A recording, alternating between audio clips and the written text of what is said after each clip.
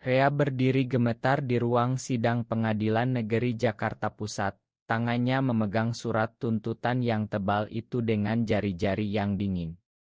Tak pernah ia bayangkan bahwa tuduhan memalsukan yang datang tiba-tiba dari rekan kerjanya sendiri akan membongkar segalanya, termasuk rahasia yang selama 5 tahun ia jaga mati-matian, cintanya yang tulus kepada Dimas. Pria yang kini duduk di bangku belakang dengan mata penuh kekhawatiran. Udara pengadilan terasa pengap, suara hakim bergema meminta ketenangan, tapi di dalam dada Rea, badai sudah berkecamuk. Baru kemarin ia masih menjadi eksekuti sukses di perusahaan teknologi ternama di Sudirman, hidupnya terlihat sempurna dari luar, mobil mewah, apartemen di kawasan elite, senyum ramah di setiap meeting. Tapi malam itu, saat polisi datang ke kantornya dengan surat perintah penangkapan, semua runtuh seperti rumah kartu. Rea ingat jelas bagaimana semuanya dimulai 8 tahun lalu di Surabaya. Saat itu ia masih bernama Rial, anak sulung keluarga muslim taat yang tinggal di rumah sederhana di kawasan Wonokromo. Ayahnya, seorang pensiunan guru agama, menemukan Otto lama di ponselnya, Otto bersama teman kuliah yang terlalu dekat, terlalu intim. Malam itu, Rea dipukul, diusir dari rumah dengan kata-kata "Kau bukan anakku lagi". Ia kabur ke Jakarta dengan hanya satu tas ransel, hati hancur, dan tekad untuk memulai hidup baru. Dengan bantuan seorang kenalan di kantor catatan sipil yang bisa diatur, ia mengganti nama menjadi Rea dan memperbarui identitasnya. Bukan pemalsuan besar, katanya dulu, hanya cara bertahan hidup. Tapi sekarang, tuduhan itu datang dari Budi, rekan kerjanya yang iri karena Rea dipromosikan menjadi kepala divisi. Budi entah bagaimana menemukan jejak lama itu dan melaporkannya ke polisi, dengan tuduhan Rea memalsukan dokumen untuk menyembunyikan masa lalu yang memalukan. Di sel tahanan sementara malam itu, Rea duduk sendirian, memandang dinding beton yang dingin. Pikirannya melayang ke Dimas, pria yang ditemuinya 3 tahun lalu di sebuah kai kecil di Kemang. Dimas, guru berusia 28 tahun dengan senyum lembut dan mata yang selalu penuh pengertian, adalah satu-satunya orang yang membuat Rea merasa utuh. Mereka tidak pernah berani menunjukkan kasih sayang di depan umum, hanya pelukan singkat di apartemen, percakapan panjang malam hari tentang mimpi dan ketakutan.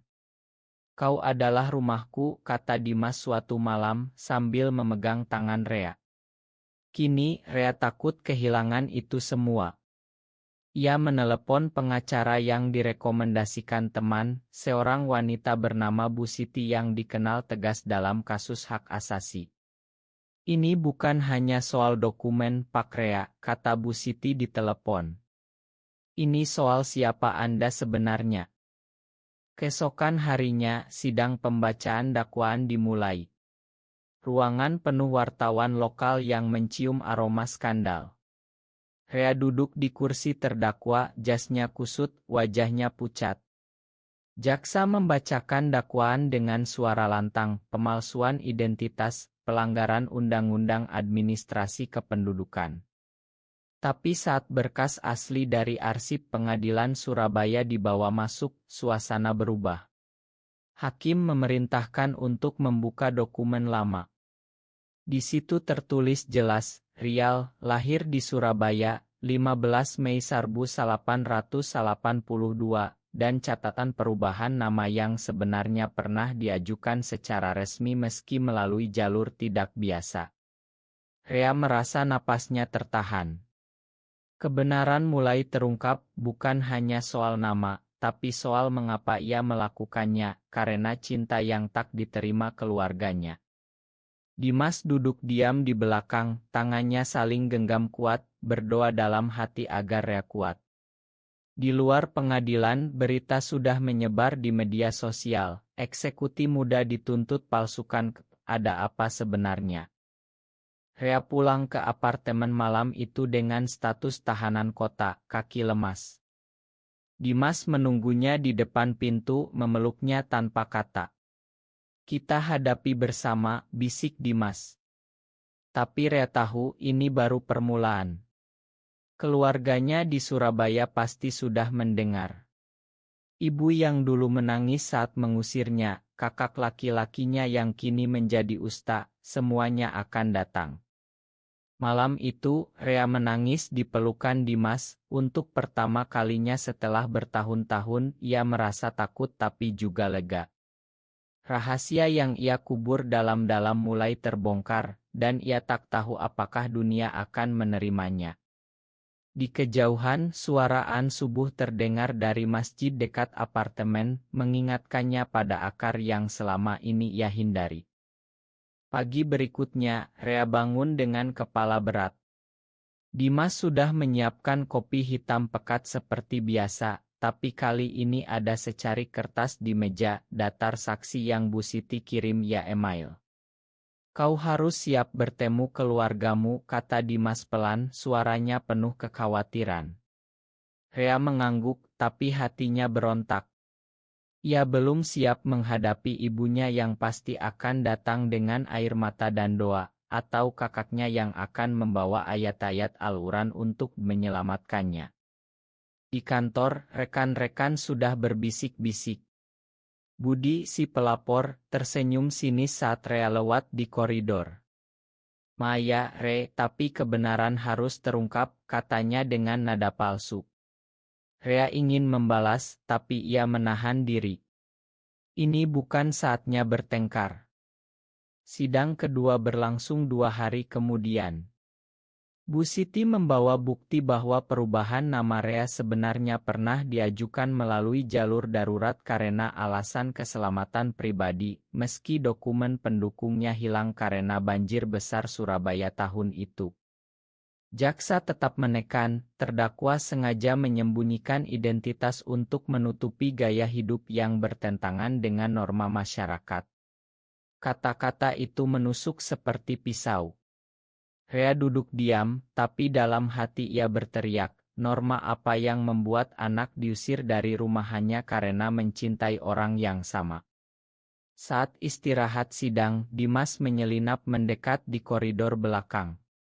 "Aku takut kehilanganmu," kata Dimas, tangannya menyentuh lengan Rea sekilas. Sentuhan itu memberi kekuatan. Rea balas memandang, mata mereka bertemu, penuh janji tak terucap. Malam itu, telepon dari Surabaya berdering. "Ibu Rea, Bu Hartati," suaranya gemetar. "Nak, apa benar ini? Kau di Jakarta memalsukan nama.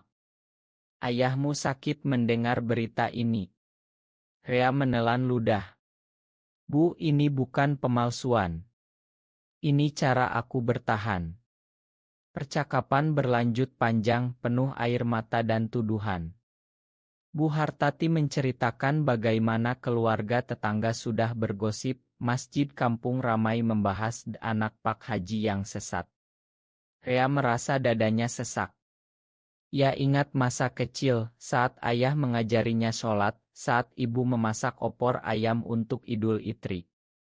Semua itu kini terasa jauh. Dimas duduk di samping, memegang tangannya, memberi kekuatan. "Diam, kau tidak sendiri," bisik Dimas. Keesokan harinya, Bu Siti memanggil Rea ke kantornya. "Kita punya saksi kunci, mantan tetangga di Surabaya yang tahu insiden pengusiranmu. Tapi ini berisiko, Pak. Keluargamu bisa semakin sakit hati." Rea mengangguk. Ia mulai menyadari bahwa perjuangan ini bukan hanya soal bebas dari tuduhan, tapi soal menerima dirinya sendiri. Di kai kecil dekat kantor pengacara, ia bertemu Andi, sahabatnya sejak kuliah, pria straight yang selalu mendukung diam-diam. Andi memeluknya erat. "Bro, apapun yang terjadi, aku di belakangmu. Masyarakat Jakarta lebih terbuka, tapi keluarga, itu lain cerita." Mereka ngobrol sampai larut, tentang tekanan menjadi normal di Indonesia, tentang bagaimana banyak teman gay yang memilih menikah dengan wanita hanya untuk menyenangkan orang tua. Rea merasa ada harapan tapi juga ketakutan yang dalam. Sidang ketiga semakin panas. Jaksa menghadirkan Budi sebagai saksi. Budi bercerita panjang lebar tentang perilaku aneh Rea di kantor, tentang bagaimana ia sering menolak ajakan kencan dengan rekan wanita. Ruangan bergemuruh. Rea merasa dipermalukan di depan umum. Tapi saat giliran Bu Siti, ia membalikkan keadaan dengan membacakan surat pernyataan dari psikolog yang pernah menangani Rea setelah pengusiran dulu. Ini bukan kejahatan yang mulia. Ini surreal. Hakim mengangguk pelan.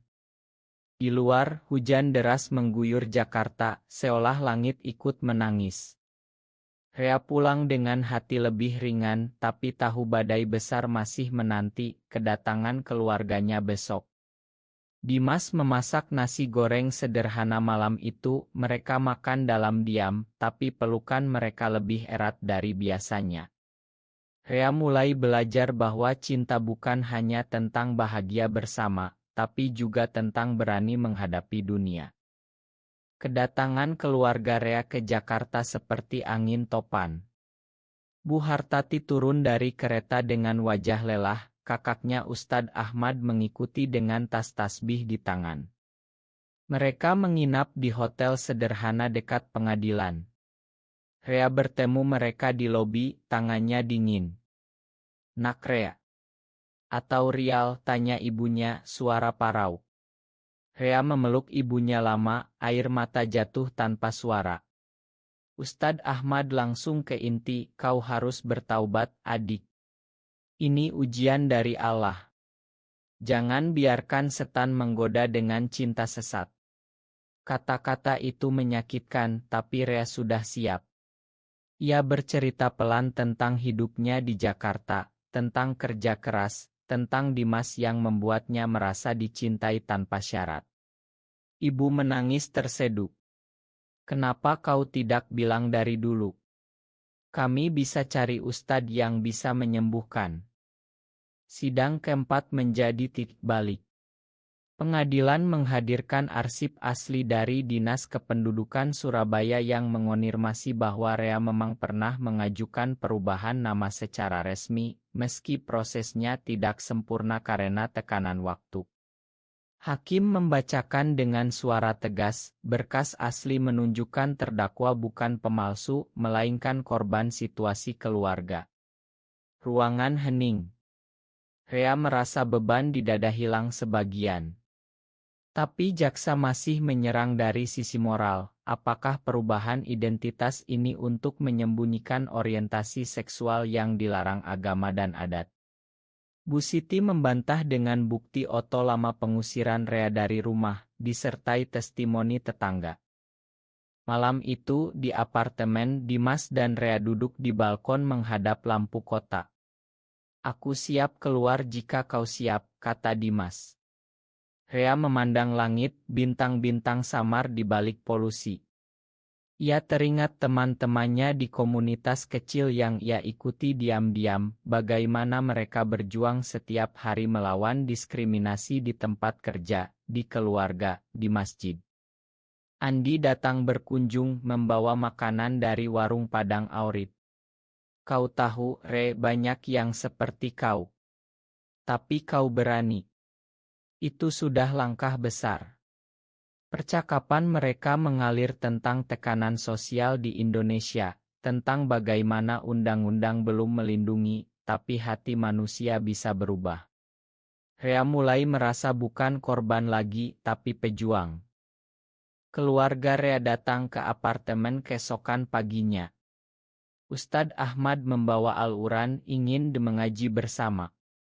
Rea menerima dengan hormat, tapi saat ibunya bertanya tentang Dimas, ia tak bisa bohong lagi.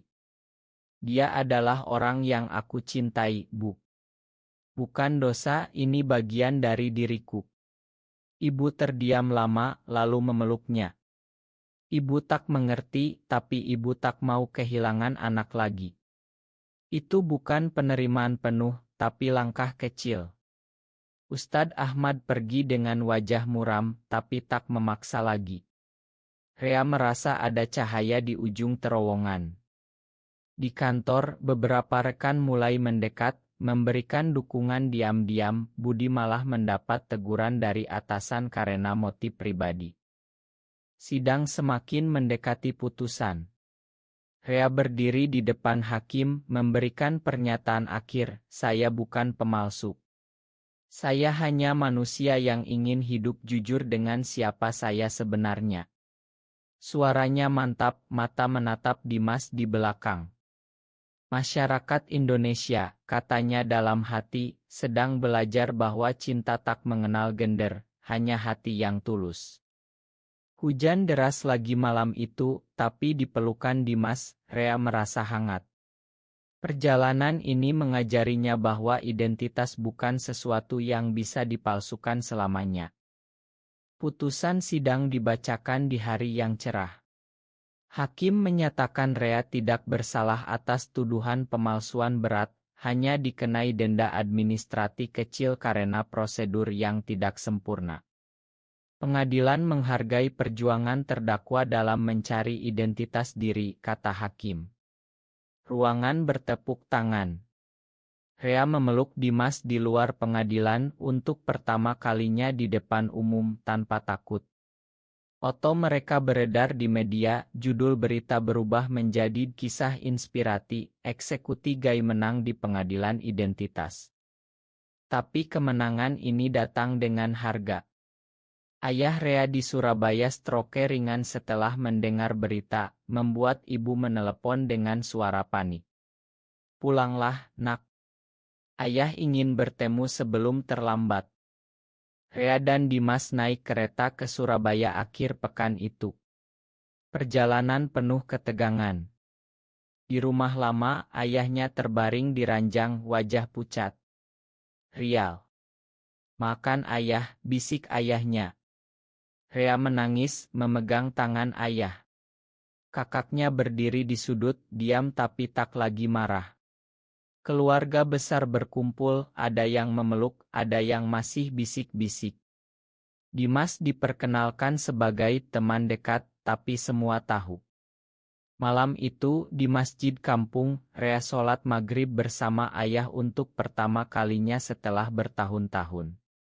Ia merasa damai, meski tak semua paham. Kembali ke Jakarta, hubungan Rea dan Dimas semakin kuat. Mereka mulai ikut kegiatan komunitas Tiang Low Proile, membantu anak muda yang mengalami krisis identitas. Rea memutuskan cuti panjang dari kantor untuk menulis buku tentang perjalanannya, bukan memuar sensasional, tapi cerita tentang pengampunan dan penerimaan diri. Dimas mendukung penuh, bahkan ikut membaca draft. "Kau adalah inspirasi bagiku juga," kata Dimas suatu malam. Tapi tantangan baru muncul, media terus mengejar, tetangga apartemen mulai pandang aneh. Rea belajar menghadapi dengan kepala tegak. Suatu hari, Budi datang meminta Ma di kantor. "Aku iri, Re. Ma sudah bikin hidupmu kacau." Rea memakan karena ia tahu dendam hanya menyakiti diri sendiri. Pertemanan kerja mulai pulih. Di keluarga, ibu mulai kirim pesan setiap minggu bertanya kabar Dimas. Langkah kecil tapi berarti. Rea merasa dirinya tumbuh dari pria yang lari dari identitas menjadi pria yang memeluknya dengan bangga.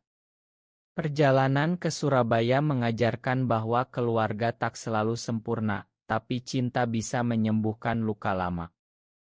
6 bulan berlalu sejak putusan. Rea kini menjadi pembicara di seminar kecil tentang kesehatan mental dan identitas di kalangan profesional muda Jakarta. Dimas tetap mengajar di sekolah, tapi kini mereka lebih terbuka dengan teman-teman dekat. Suatu malam, di acara gathering komunitas, Rea berdiri di panggung kecil, bercerita tentang perjalanannya. "Saya dulu berpikir mencintai sesama pria adalah kutukan. Tapi sekarang saya tahu itu anugerah yang membuat saya belajar mencintai diri sendiri. Tepuk tangan menggema. Dimas menonton dari depan, mata berbinar bangga. Tapi tidak semua mulus. Ayah Rea meninggal dunia 2 bulan kemudian. Pemakaman di Surabaya menjadi ujian terberat.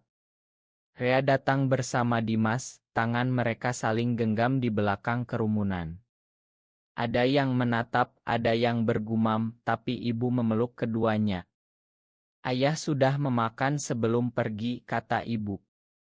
Di makam, Rea berdoa panjang, meminta maaf dan mengucap terima kasih. Peristiwa itu membuatnya semakin yakin bahwa hidup terlalu singkat untuk menyembunyikan siapa diri kita. Di tempat kerja, Rea dipromosikan lagi, kali ini dengan dukungan penuh dari atasan yang terkesan dengan ketangguhannya. Ia mulai program mentoring untuk karyawan yang mengalami diskriminasi.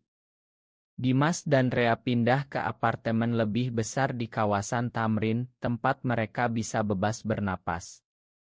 Malam-malam mereka diisi cerita, rencana masa depan, mungkin adopsi anak suatu hari, atau membuka yayasan kecil untuk pemuda gay di Indonesia.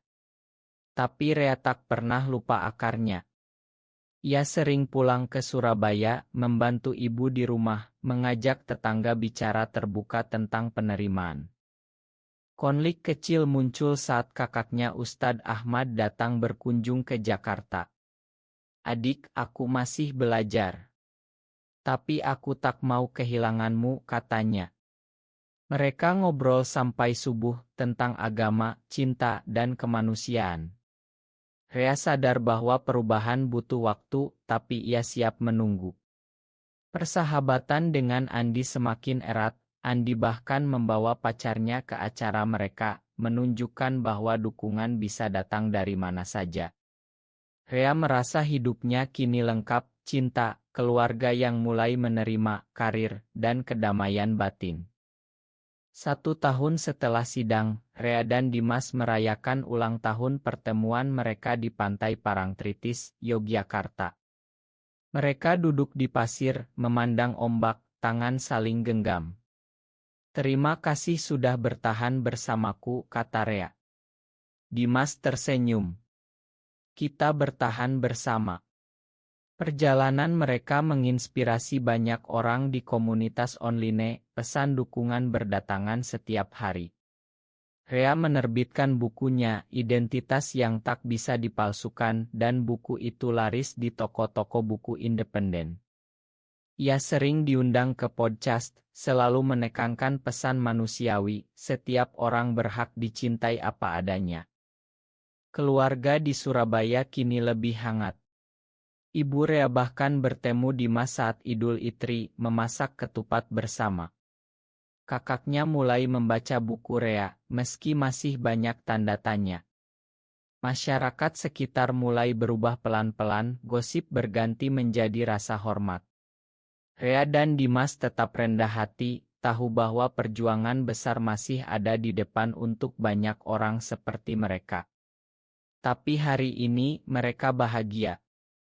Di balkon apartemen suatu malam, Rea memeluk Dimas dari belakang, memandang lampu kota yang berkelap-kelip.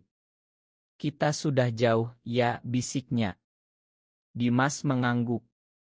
Dan masih banyak yang harus kita bangun. Rea tersenyum, merasa lengkap. Perjalanan dari tuduhan pemalsuan hingga penerimaan diri mengajarkannya bahwa kebenaran selalu menang, meski butuh waktu.